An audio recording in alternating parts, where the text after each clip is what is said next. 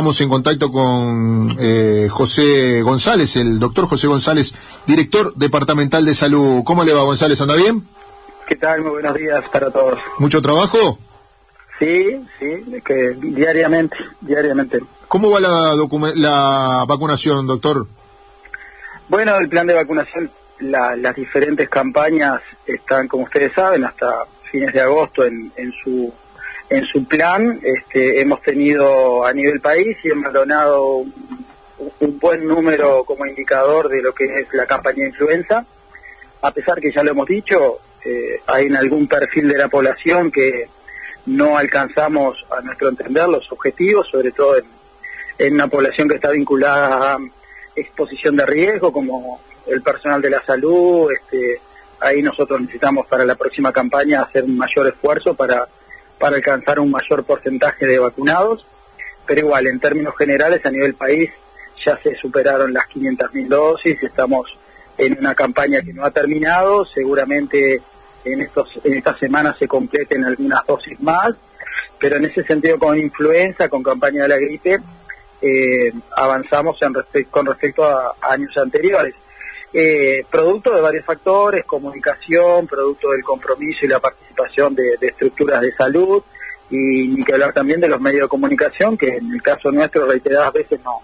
nos han participado para difundir estas instancias. En el caso del BRS, que es una campaña específica que tiene como objeto a la embarazada y como consecuencia generar una inmunidad, un mecanismo de defensa en ese recién nacido para que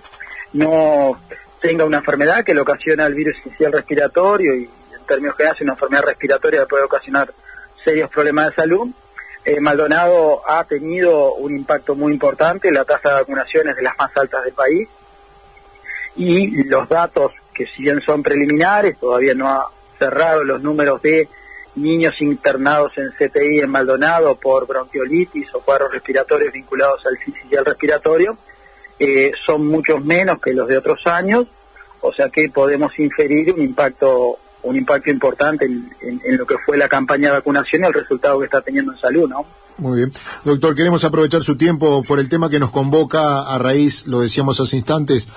de la discusión de la ley de eutanasia, de la muerte digna. Se han disparado un montón de temas anexos al respecto, y bueno, y la audiencia nos ha hecho consultas y nos han preguntado. Recién, como le decía, hablábamos con un escribano. Ahora, quiero saber desde el punto de vista de la salud, porque también tenemos llamados de situaciones en determinados centros de salud, y hablar un poco de cuáles son los derechos del paciente, de lo que se puede y lo que no se puede con un paciente a la hora de encarar un tratamiento, a la hora de encarar una urgencia, de hacer una transfusión. ¿Cuáles son los derechos del paciente y cuáles son las obligaciones que tiene un servicio de salud para con él, y que no violenten su decisión?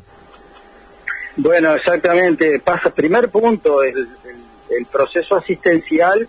está bañado, está cubierto por una responsabilidad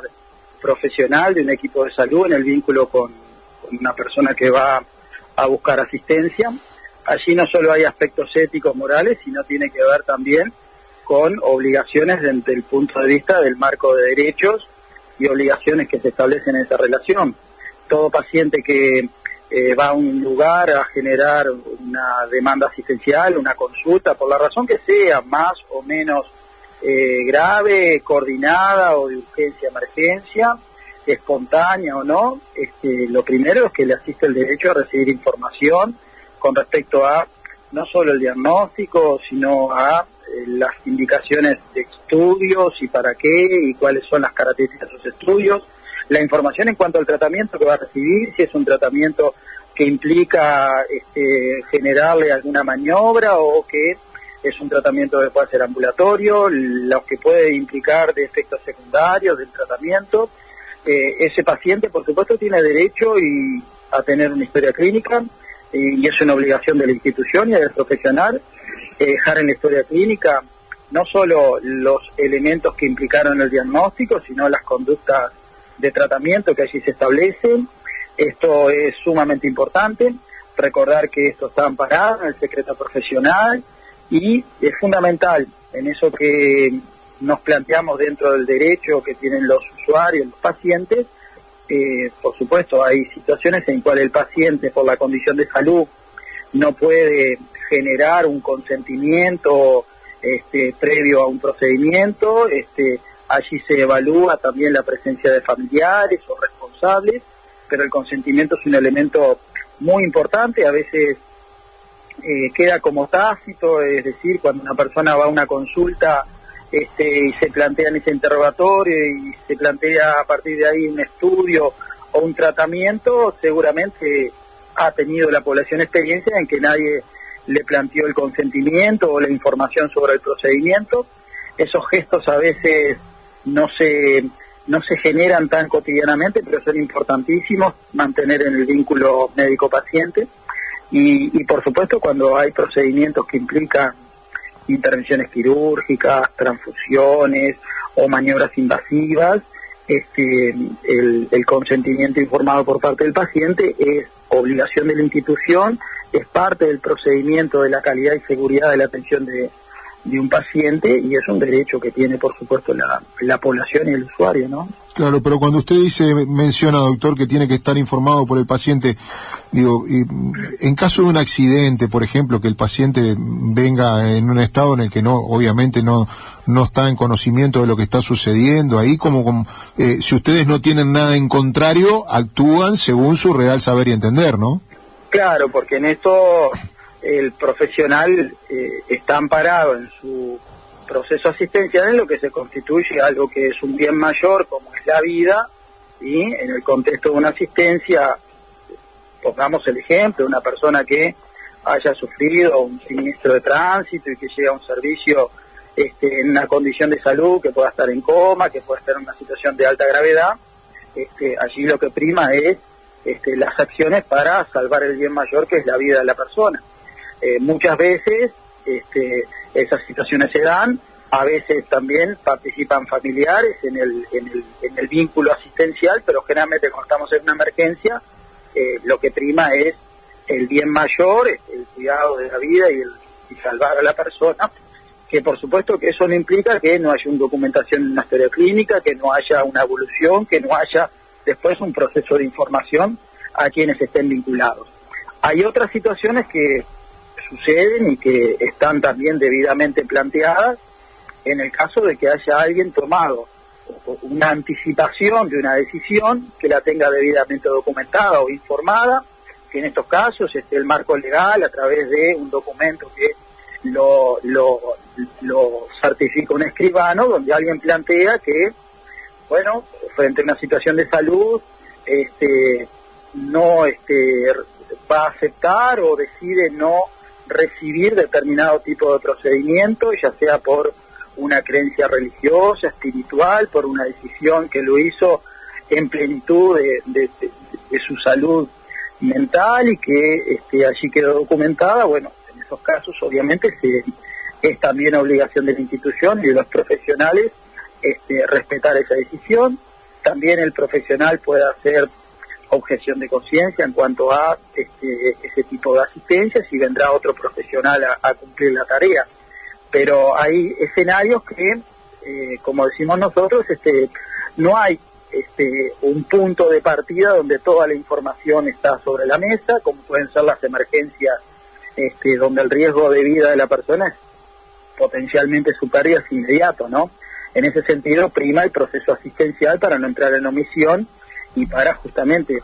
priorizar lo que es el bien mayor, que es la vida de la persona, ¿no? Los centros de salud, doctor, cuentan con no sé cómo llamarlos, y formularios y declaraciones tipo que un paciente debe llenar si reúne alguna de estas condiciones o reúne alguno de estos requerimientos de no ser atendido por determinadas cuestiones, ya sea filosóficas o religiosas, por ejemplo. Sí, el Ministerio lo proporciona, lo puede hacer el paciente o el usuario, lo puede hacer por sus propios medios en un ámbito con un escribano, pero también puede solicitar formularios en el Ministerio. También hay en las instituciones, obligación de las instituciones, tener lo que llaman los formularios de consentimiento informado, que se le brinda al paciente. Si bien eso, en el ámbito de la salud, a veces, quiero poner un ejemplo para que me entiendan, a veces plantear el consentimiento que de una persona para recibir un procedimiento cuando hay una situación de riesgo de su vida o una situación que bueno, está en un momento muy crítico, puede ser, y es discutible en la literatura, si es un consentimiento donde el paciente está en una situación de tomar 100% la decisión que piensa, o está en un momento en el cual su nivel de estrés, su nivel de preocupación por la situación de salud un poco condiciona su respuesta. Pero bueno, en este momento es la línea de trabajo que nosotros legalmente tenemos en nuestro sistema de salud. Pero es una construcción constante, hay que evaluar. Nosotros sabemos que en los centros de salud, en los servicios de salud, la práctica, la capacitación al personal en materia de derechos y sobre todo en lo que son consentimientos es muy importante. Esto es, vuelvo a repetir, un ejercicio que por la característica de algunas prestaciones queda un poco no especificado como un elemento central en el vínculo con el usuario, con el paciente, pero es muy importante, sobre todo en el proceso de comunicación, cómo también se plantea la situación, cómo llega el paciente a recibir la información de un procedimiento, ¿sí? Cómo se construyó la decisión de que un paciente en algún momento tome como punto de partida que no quiere recibir más un tratamiento. Eso no quiere decir que ese paciente no pueda recibir otros servicios, como analgesia, como condiciones para, en el caso de una enfermedad que esté muy evolucionada y requiera otro tipo de tratamientos, el paciente los puede recibir y por supuesto que tiene derecho a recibirlos, y él manifestó que lo que no quiere es recibir, por un ejemplo, o quimioterapia o radioterapia, o que se hagan maniobras invasivas o una cirugía. Pero no quiere decir que el paciente no haya que comunicarle, no haya que plantearle que puede recibir analgésicos, puede recibir otros elementos en el plan del tratamiento que el paciente, por supuesto, lo puede aceptar, y hacia la dignidad y a la condición de atención de esa persona, ¿no? Doctor, ¿qué tan común pasa esto? O en qué porcentaje, no sé si medirlo en porcentajes, pero por lo menos en cantidad, o es más lo que se habla de lo que realmente sucede. No entendí en cuanto a que pueda presentar una... ¿Qué tan común es que personas presenten este tipo de documentos, que no quieran ser tratadas, que no quieran recibir determinados tratamientos, que no quieran recibir transfusiones? ¿Es una cuestión común en la medicina o es algo que pasa de tanto en tanto? Es un escenario que sucede, es un escenario que tiene que ver con algún sesgo cultural, con algunos perfiles de la población usuaria, tiene que ver con algunos aspectos que en la evolución de la sociedad se viene presentando con otra, digamos, una apertura mayor al diálogo y a este tipo de expresiones de derecho que sin duda la estructura de salud las va incorporando. En sí nosotros, si nos queremos referir a porcentajes, no tenemos ese dato, no sabría decir en este momento si hay un indicador que nos pueda decir el dato, pero bueno, no son tan frecuentes, pero existen. Cotidianamente seguramente usted empieza a analizar y tenemos un porcentaje de población que ha manifestado este tipo de expresiones. Es importante que esto quede en la historia clínica, que quede incorporado en lo que es la información que tiene ese paciente en un proceso asistencial, y yo creo que es un tema que a esto que ustedes lo están aportando dentro de los niveles de comunicación para la población, el Ministerio, las instituciones deben tener espacios por lo menos de accesibilidad al asesoramiento en estas instancias. Muchas veces nosotros vemos que prima, no solo por parte de la población o de un usuario, algunas dificultades en cuanto a la información, sino también a veces por parte de los servicios, de las instituciones, por parte de quienes están allí en el marco asistencial, que no tienen los elementos para asesorar adecuadamente. Lo que hay que evitar es que no se genere una consulta o un proceso asistencial que termine violentándose, que termine afectando derechos, que genere confusión en el proceso de las obligaciones y los derechos que pueda tener una persona o que pueda estar enmarcado en un profesional que asiste. Lo otro, comunicación desde el inicio, contemplando la mayor capacidad de informar por parte de los equipos. Hoy tenemos una discusión, no nueva, pero es una discusión que la ha puesto más sobre la mesa la población, el usuario, que es el tiempo de asistencia que recibe un paciente, la forma y la calidad de esa asistencia, ¿sí? La construcción de que una persona tome una decisión sobre cómo quiere afrontar el tratamiento de una afección de salud, parte de la base de cómo también fue y accedió a la información de ese diagnóstico, lo que significa esa enfermedad. Nosotros tenemos, lo vemos que hace unos años hablar de que una persona tenía un cáncer estaba asignado a que en la década del 90, en la década del 80 era una enfermedad con un pronóstico, una evolución que podía afectar la vida de esa persona, y eso implicaba ya con solo hecho de recibir ese tipo de información un condicionamiento en la salud y en el vínculo de esa persona con la institución, con su entorno social. Hoy nosotros sabemos que el proceso de atención, el diagnóstico y la evolución de las personas que pueden estar sufriendo una enfermedad como un cáncer tiene otros pronósticos, tiene otras alternativas terapéuticas. No es igual una enfermedad con mal pronóstico, depende de muchos factores, la tasa de sobrevida ha mejorado, la condición de vida de la persona ha mejorado, y eso modifica también comportamientos. Entonces el vínculo entre el usuario, el servicio asistencial, la política de la institución, porque no es solamente el vínculo con un médico, y uno dice, bueno, yo voy a un lugar y el médico o el equipo de asistencia donde está fulano es bárbaro. No, lo que necesitamos es que las instituciones tengan una política de comunicación asertiva, adecuada en el proceso asistencial con el paciente. Por supuesto que cuando nosotros tenemos escenarios en los cuales claramente hay saturación de consultas, hay tiempos de espera que son complejos, en algunos lugares los equipos están cansados, saturados, el proceso comunicacional se altera, y cuando alguien viene o plantea dentro del marco de sus derechos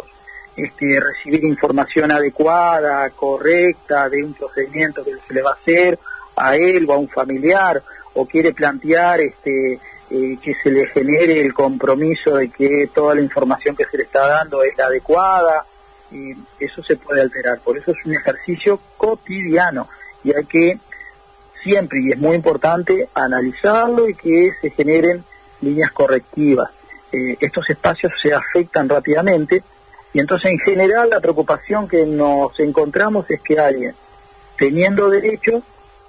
¿sí?, y otros teniendo obligaciones, se genera un escenario de vínculo que todos se empiezan a alterar. O sea, no se contemplan todos los derechos en la comunicación, en la información, en la documentación que hay que brindarle al paciente. Eso hay que constantemente ser muy cuidadoso, hay que ser muy cuidadoso con el momento, el espacio, la calidad de esa comunicación, mantener el secreto profesional, ¿sí? Ese consentimiento, no ser en el contexto de un mecanismo de presión, de generarle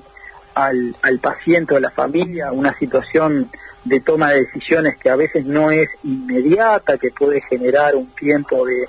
evaluación. Es muy amplio el encare, pero lo que sí nosotros tenemos que dejar claro es que en el marco de los derechos de los pacientes, el consentimiento informado, el poder presentar una documentación que de alguna manera anticipe una toma de decisión con respecto a su salud y a una asistencia, a un procedimiento, que eso esté en el marco de una persona que lo haga dentro de sus capacidades, de su salud mental, de su capacidad cognitiva, de expresar claramente lo que quiere hacer, y que se documente, se certifique en un marco legal por un escribano, y eso se presente en la institución obviamente está obligada a seguir esa línea, respetar esa instancia y documentarla en la historia. Y lo otro que es importante, si la persona lo tomó esa decisión en un momento dado y transcurrido un tiempo decide dejar de lado esa instancia, ¿sí?, entender que no, que ahora sí quiere hacerse el procedimiento, o sí quiere recibir una medicación, o sí quiere hacer un tratamiento, es válido que lo exprese, inmediatamente se le va a contemplar también esa instancia. Queda claro. Doctor, la última, y aprovechando su tiempo, vio que cuando se ha dado toda esta discusión, quizás desde la ligereza o desde el desconocimiento, mucha gente y hasta muchos de los que se paran en un lugar u otro dicen, pero si la eutanasia ya existe, y empiezan a hablar del famoso cóctel, de la sedación, de la gente que se despide de su familia y le dice a un médico, bueno, dale, proceda. Digo, ¿cuáles son las diferencias? Obviamente es una ligereza plantearlo así, pero ¿a qué hace referencia el vecino común cuando habla de estos episodios? No, claro, pensemos en un estado donde hay derechos y donde hay obligaciones, donde prima el derecho de la persona, la libertad de la persona a tomar una decisión. Bueno, en el marco de una ley que se enfoca con ese camino, con ese enfoque de lo que es la salud y el proceso de la vida y la muerte en la salud de una persona, lo primero que tenemos que decir es que se enmarca dentro de un espacio absolutamente garantista, que la persona que toma la decisión lo hace, vuelvo a repetir, en un momento, en un estado de salud, que esa decisión está debidamente garantizada, que la hizo bajo condiciones mentales adecuadas, ¿sí? Que es una decisión que él la toma bajo conciencia de lo que está decidiendo dentro de su libertad de acción, ¿sí? Que esa decisión que implica un proceso del final de su vida y decide optar por una instancia que es morir dignamente e incorporar el proceso de su muerte dentro de un plan que implique la asistencia de un equipo de salud. Bueno, eso es un proceso que, por supuesto, en un resumen de lo que abarca una ley de eutanasia.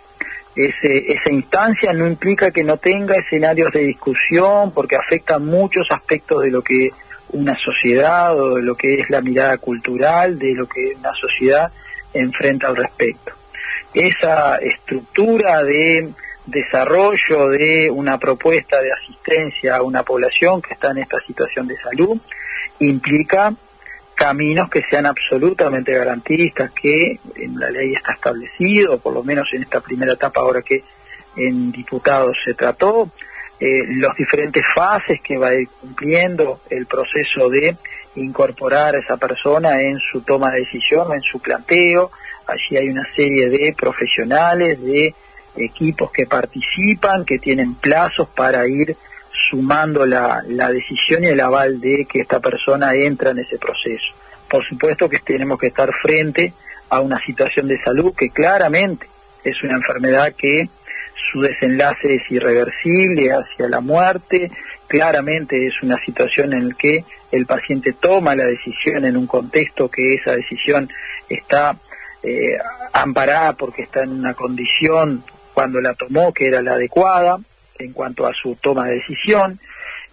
puede incorporar en esa toma de decisión, por supuesto, el servicio, el lugar, ¿sí? donde ser asistido. Entonces, no es ese el escenario, llamemos, actual, donde estas decisiones, donde estos espacios amparados por ámbitos legales de derecho, hoy se pueden tomar. Es un espacio sumamente complejo en el mundo de la asistencia de personas que puedan estar con estos problemas de salud. Más allá de tomar una posición con respecto a una ley y lo que se definió, no viene al caso mi posición, lo que decimos es que sí pone al proceso de salud frente a una realidad que es el desenlace final de una enfermedad que va a conllevar al paciente a la muerte, sobre un escenario de derechos que el paciente puede tomar la decisión, que asume esa decisión dentro de sus libertades y que lo hace en un juicio y en una toma de decisión que es garantista. O sea que yo creo que eso debemos tomarlo en cuenta. Uruguay tiene una fortaleza no de ahora, sino histórica en los procesos de la responsabilidad institucional, la responsabilidad de las instituciones en cuanto a este tipo de decisiones. Nosotros lo podemos, salvando las distancias y no con ánimo de comparar, pero cuando se aprobó la interrupción voluntaria del embarazo, el marco normativo, el proceso de asistencia que reciben los pacientes o las pacientes en este caso, las instituciones han asumido su rol, su dinámica de incorporar la prestación, y ese marco institucional es muy fuerte en Uruguay. Así que nosotros entendemos que eso es un capítulo de avance en cuanto a los derechos de las personas, ¿no? Doctor, le agradecemos por su tiempo, como siempre. No, muchas gracias a ustedes y a las órdenes. Que pase muy bien. El doctor González, director departamental de salud. Exacto, hablamos de todo.